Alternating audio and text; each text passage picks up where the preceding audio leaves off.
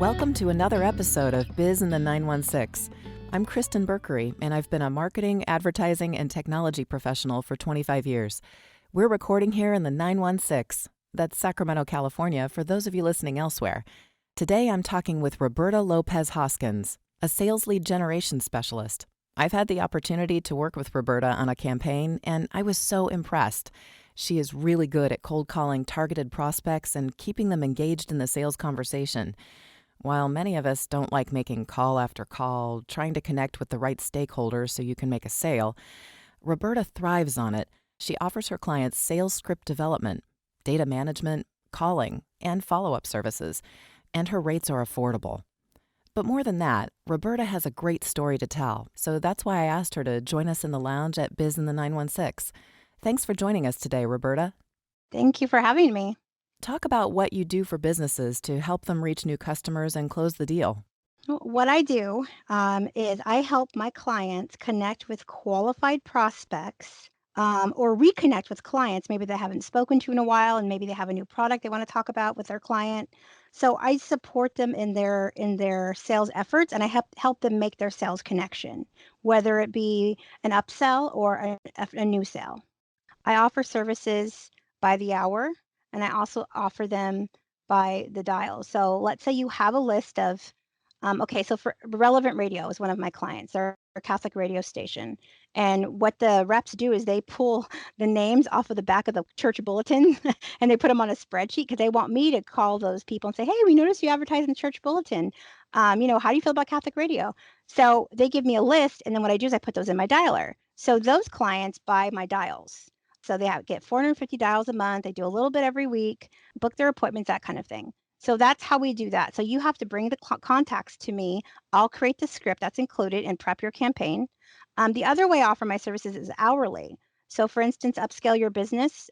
Jamie is an amazing, she's just a strategist. I mean, she's amazing. She can look at your problem with your business, especially with solopreneurs, and really help you figure it out.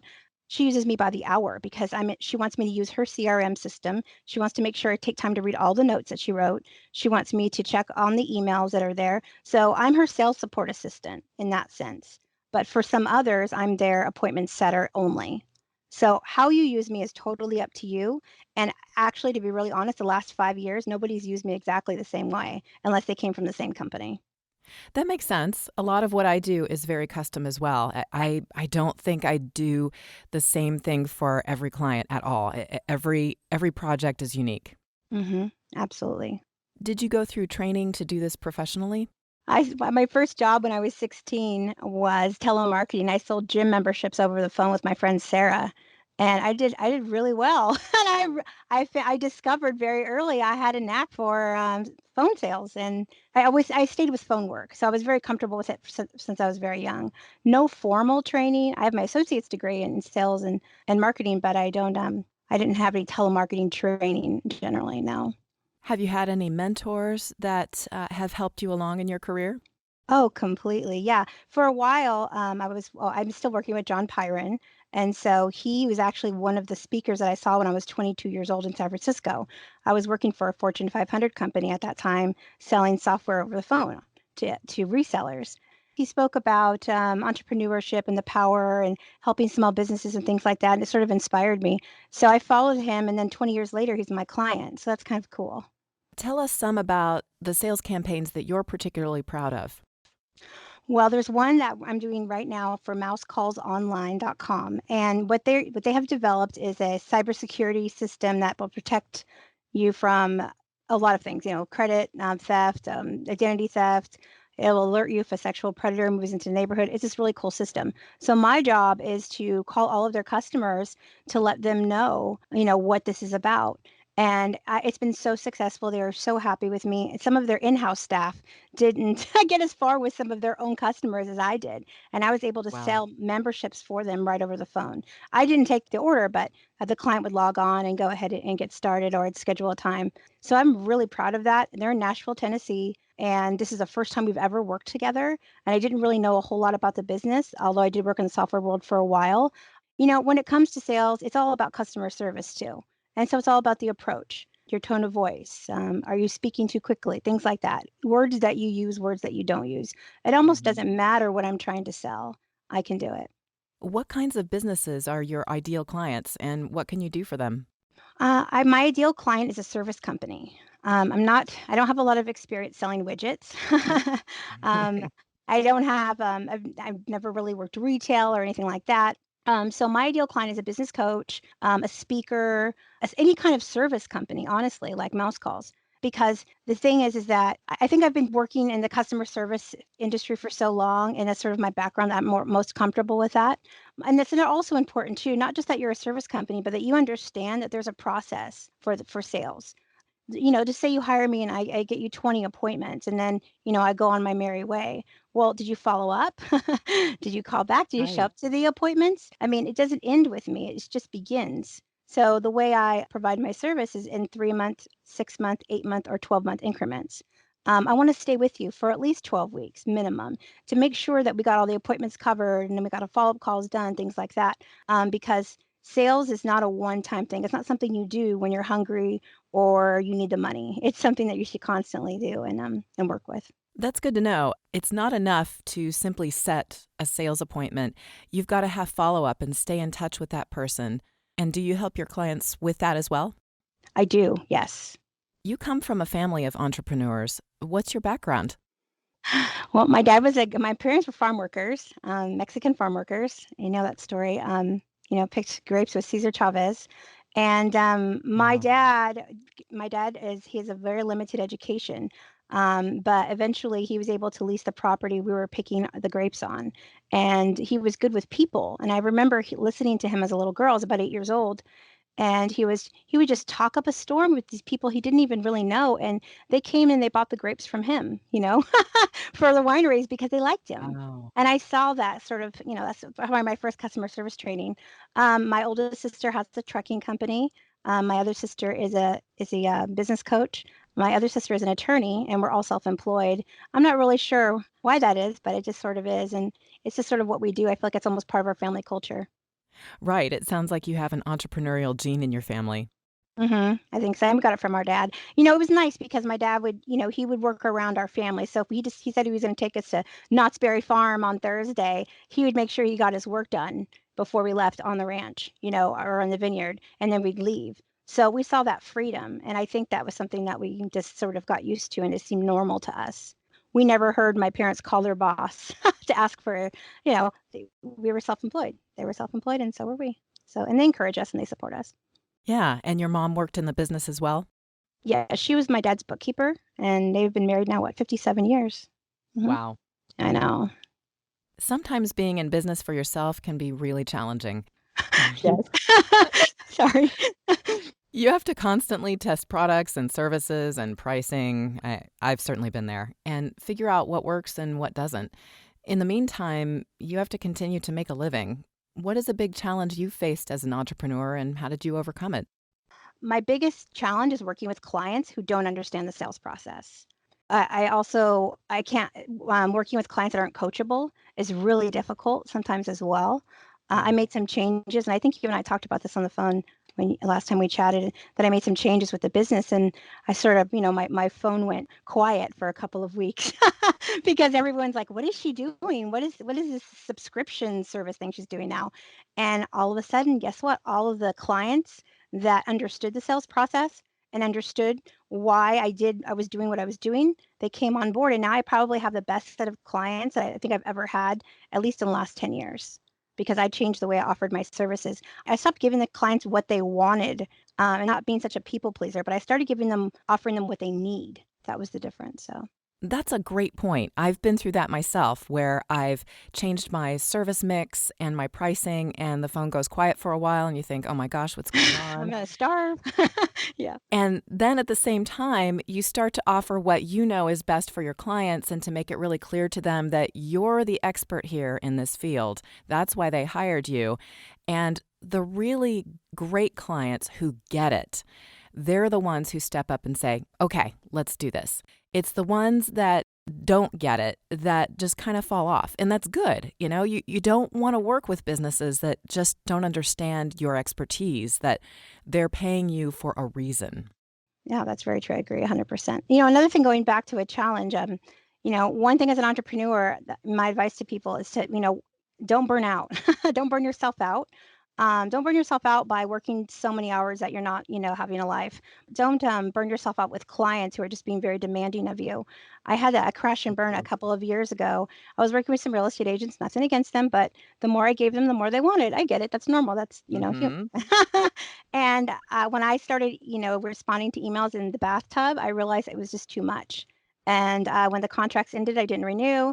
I took 3 months to try to figure out, what it is. I feel like I lost myself in this project of these real estate agents. I don't just want to set appointments with potential buyers and sellers. I can do so much more. And I was doing it for 5 years, and money got kind of addicting, and the bonuses and things like that. But I wasn't happy with what I was doing. I wasn't passionate anymore. I was like a robot. So as an entrepreneur, be careful and just sort of make sure that you're excited about your work every day. And if you're not, it's okay to make some changes. What advice do you have for small businesses that want to use cold calling more effectively to make sales? My advice to them is this: get some sales training if you don't have any, because it'll help. And it will, if you have a phone phobia, overcome it before you start dialing, and get Mm-hmm. and get a good script. And you don't have to say it word for word. Just get some bullet points down. Think about your intro. What is your ask? What are you hoping to accomplish? Are you trying to get an appointment? Are you trying to get a face to face? Are you just trying to find out who the contact person is? And don't overthink the call. I would say keep it very simple and casual. And don't ask things like "How are you today?" on the phone, or Right. things that make you sound like a telemarketer. I'm going to be offering some workshops, and some of the workshops I have, one is about phone phobias. Another one is called Coffee is for Closers, and I can do a web-based training, and I can also do on-site. If you're in the Sacramento area, and I think it's something that businesses that have a team already in place, but their team isn't trained or they're not being supported the way they need to be, so therefore they're not being effective. So the top four topics I feel like most telemark or five topics telemarketers face on the phone is facing your fear of the phone, overcoming your phobia, Mm. dealing with objections.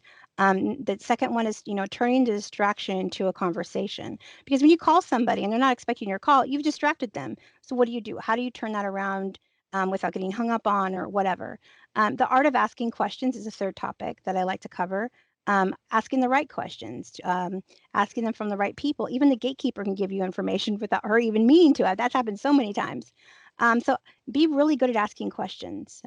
Four is what not to say to prospects or clients. There's some keywords and phrases you don't want to say. You could sound too pushy or too salesy, or use words like reconnect with you instead of he wants to schedule a phone appointment with you.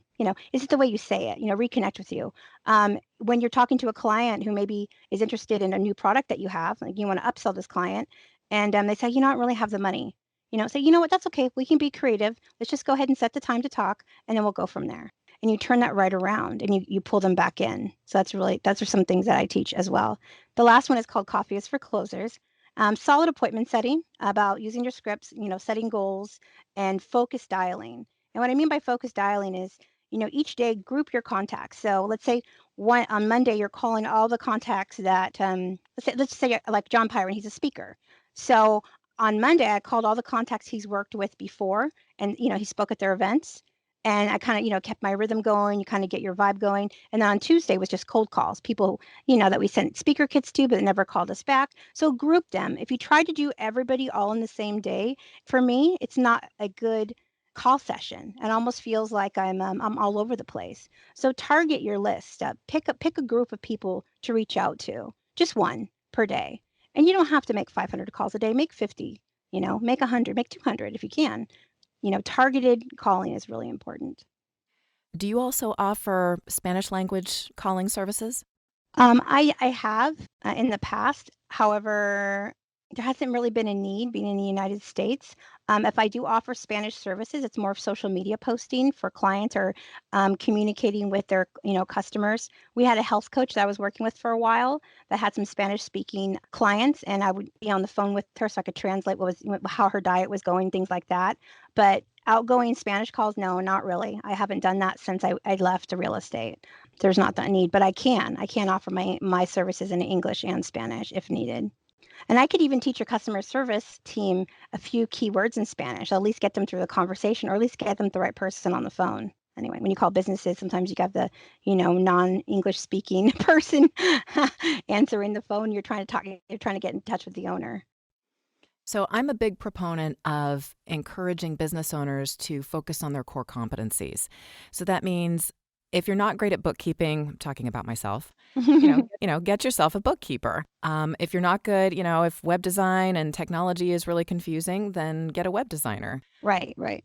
And I think that also applies in hiring someone like you, that a lot of us aren't good on the phone in really setting those appointments and making those sales. And your rates are affordable enough that it makes sense that they're going to actually be making money doing what they do best. Meanwhile, you're the one who's closing the sale or getting those appointments with important stakeholders. Yeah, exactly. And and when my appointment, the way my services work is, let's just say you want me to reach out to, your clients about a new product. You would provide the list to me. I import the list into my dialer, into my system. I set up the dialer so that your caller ID appears when I call. So I'm doing two things for you during this campaign. I am making outgoing calls and I'm creating incoming calls as well, because people are calling back or they missed the call and you've got clients calling you. So you kind of catch them.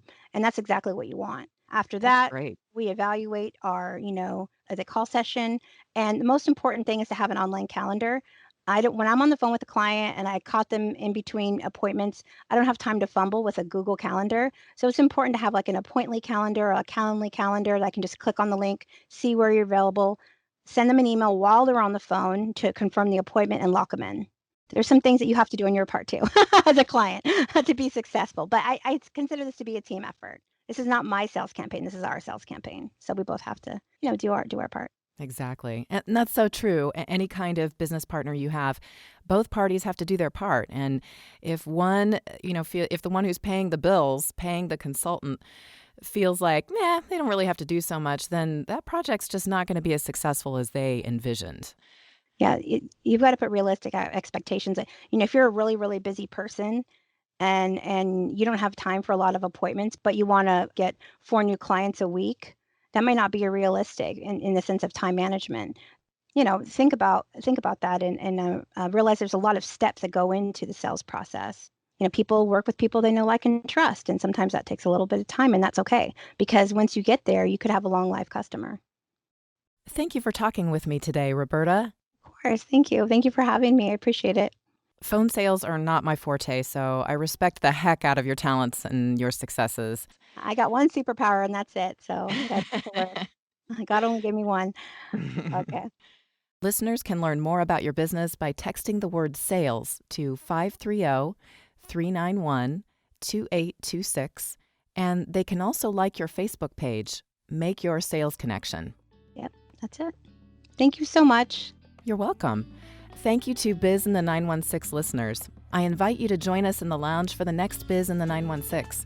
Stay tuned for future episodes, where I'll be talking to more local entrepreneurs who have learned how to make the most of their small businesses. They'll share their wisdom and help you shorten your learning curve so you can make your business more successful.